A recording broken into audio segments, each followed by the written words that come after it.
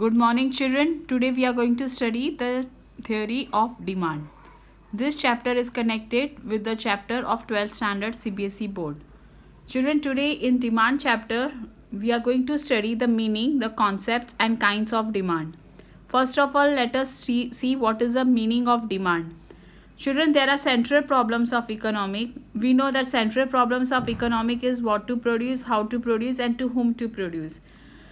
All depends on the price mechanism. That means the entire problem of economic is depending on the price, which is ultimately depending on through the demand is very important topic, and it is the central problems of economic is totally depending on the demand. So in this chapter, children, we are going to study the demand of commodity and the factors affecting the price of commodity, income of the buyer. First of all, let us see the concept of demand. Children, anything you say that we want this or that can't be the demand. In demand, these three things should be very important. The desire, the want, isn't it? What is the meaning of desire? Just a wishful thing. A person does not have a money to buy a commodity. One only desires, isn't it? Wishful. My wish is to buy the iPhone. My wish is to buy the bungalow. That is my just wish, isn't it? That desire which is there in my mind. Plus, I want a want. What is a want? A desire becomes a want if it's supported by the ability to pay and willingness to spend. When I'm having an ability to pay that desire and my willingness is there to spend, then it becomes the demand. Children, in the demand, the main thing is that want becomes the demand when person is willing to purchase the commodity in the market at a particular price and at a particular period of a time. This is very important concept. Children, now if you see in demand सब चीज़ें की ज़रूरत है. इसमें desire भी होना चाहिए, इसमें वॉन्ट्स भी होना चाहिए, इसमें पर्टिकुलर प्राइस भी होना चाहिए और at particular period of a time. ये चारों चीज़ें जब इसमें आएंगी तब तुम्हारा ये डिमांड फुलफिल होगा. Understood. Now we are coming to the four characteristics, the four essential characteristics of the demand. Quantity of the goods, price of the goods, willingness to buy and given period of a time. As we have seen in this definition, what is demand? Clear? This four things should be there. Willingness should be there, quantity of the goods should be there, the price should be there and the time should be there. A very important and good professor has given the definition. The demand for anything at a price is an amount at which we will bound to per unit of a time at that price is called as demand. This is a proper definition which is given. You can, by adding this characteristics, by making this characteristic understand, you can make your own definition and you can write, isn't it? Now we are coming to the next topic, the kinds of demand. We are having three kinds of demand. The first is a price, the second is income, and third is a cross elasticity of the demand. The price, when we are saying the price demand, your children, price says that demand is a function of price, isn't it? That means in the individual demand, whether it is a market demand. This individual demand and market demand is our next topic, which I am going to make you understand. The demand of individual consumer is called as individual demand. What is meaning of individual demand, children? The demand of yours, mine, his, her, every individual, every consumer, those who are living in an economic is said to be as whose demand is called as individual demand. And total demand of all the consumer together becomes a market demand. सारे consumers को total बना के जो आता है वो हो जाता है total market demand. Now demand is a function of price. This is very important for you all. When you are writing the concept, you should write this also. That demand is a function of price. Dx is what? It is a demand for commodity X. F means function and P means the price. Demand is a function of price. Now next is a income demand. Income is also consumer income and demand is of the commodity. That means demand is a function of income. Income is also depending on to the demand. And that is why we are saying demand is a function of income. Next we are going to see the cross demand. When the relation between the price of related, substitute and complementary goods of commodity is being equal. Now children may be having the confusion, what is supplementary goods and what is complementary goods. Supplementary goods which are similar to each other, isn't it? जो भी goods similar to each other होते हैं वो supplementary goods होते हैं. और complementary एक के साथ दूसरा. Like If you need the phone, you need the charger. If you need the phone, you need the balance into it, isn't it? Like a car with a petrol.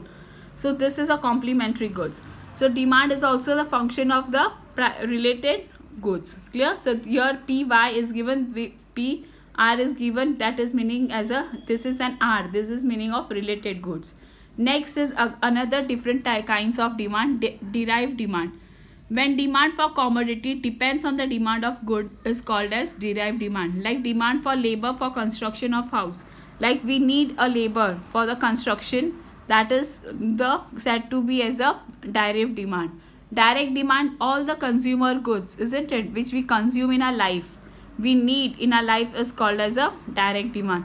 Any 4 or 5 demands, children, you can learn into this topic. Next is a joint demand. When 2 or more than 2 goods are demanded simultaneously, then it is said to be as a direct demand, direct satisfaction of want, and it is said to be as joint demand. Demand for milk, milk powder, sugar, cream, flavors, produce, ice cream is a joint demand, isn't it?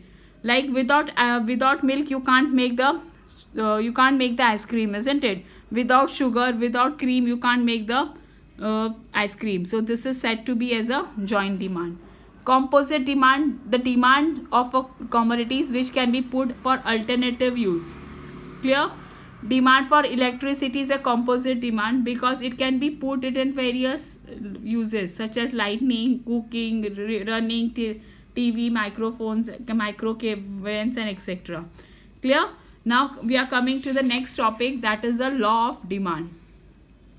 Children, now we are coming to the very important, अभी हम next topic पे आते हैं जिसको law of demand भी कहा गया है. क्लियर? ये लॉ ऑफ डिमांड बहुत इंपॉर्टेंट है.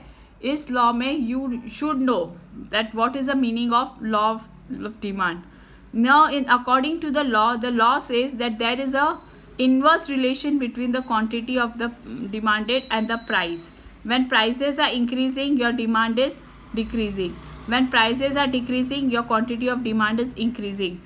Very good definition according to the Marshall it is given. Law of demand states that amount demanded increases with the fall in prices and diminishing with the price increases. Ultimately this definition is making you clear. ये definition तुमको ये clear करके बता रहा है क्या price और quantity demand का इन्वर्स रिलेशन है. जब प्राइसेस बढ़ती है तो डिमांड कम होता है और जब प्राइसेस कम होती है तो डिमांड बढ़ता है. इनका इन्वर्स रिलेशन बताया हुआ है और ये लॉ को एक्सप्लेनेशन उन्होंने इंडिविजुअल डिमांड शेड्यूल के थ्रू और मार्केट डिमांड शेड्यूल के थ्रू बताया हुआ है. क्लियर? तो इस टॉपिक में अभी हम सबसे पहले पढ़ेंगे individual measure, isn't it?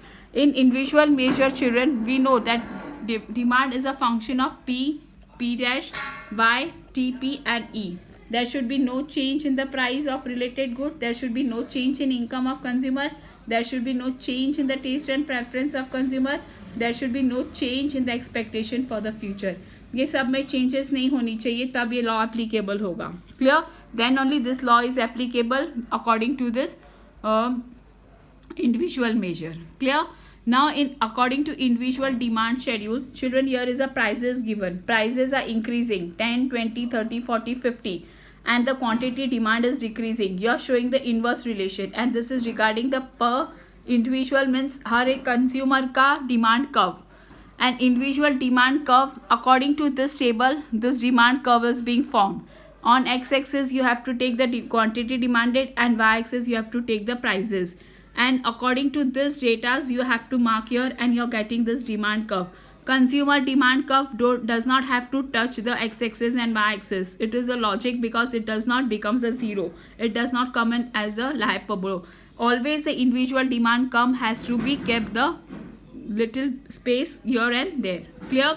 Next is a market measure. Even demand is a functions of all these assumptions which are given and which we have studied in individual. Clear?